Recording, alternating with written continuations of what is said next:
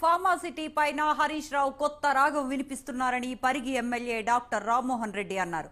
ముఖ్యమంత్రి అల్లుడు pharma company పెడుతున్నాడని Harish Rao KTR అబద్దాలు చెబుతూ ఉన్నారని మండిపడ్డారు.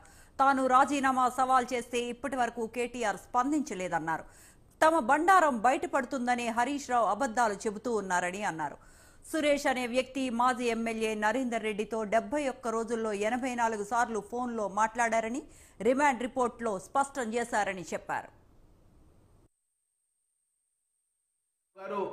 చెల్లపల్లి జైల్లో నరేందర్ రెడ్డిని పరామర్శించి వచ్చి బయటకు వచ్చి ఏదైతే ప్రెస్ మీట్ పెట్టి మాట్లాడుతున్నాడో పూర్తిగా అవాస్తవాలను మాట్లాడుతున్నాడు. ఏదైతే రిమాండ్ రిపోర్ట్ ఉందో ఆ రిమాండ్ రిపోర్ట్ లోపల ఒకేసారి ఈ యొక్క సురేష్ అనే వ్యక్తి నరేందర్ రెడ్డితో మాట్లాడిండు అని చెప్తున్నాడు. ఆ రిమాండ్ రిపోర్ట్ లో ఉన్నది ఏంటంటే మొత్తం 71 రోజుల్లో 84 సార్లు మాట్లాడిండు.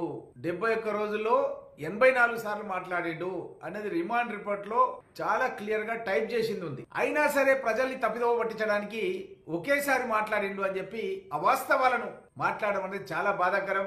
మేము ప్రెస్ కు కూడా రిలీజ్ చేస్తాం. ఆ రిమాండ్ రిపోర్ట్ లోపల ఎన్నిసార్లు మాట్లాడింది డేట్ వైజ్ గా కాలం వైజ్ గా చాలా క్లారిటీతో రాసి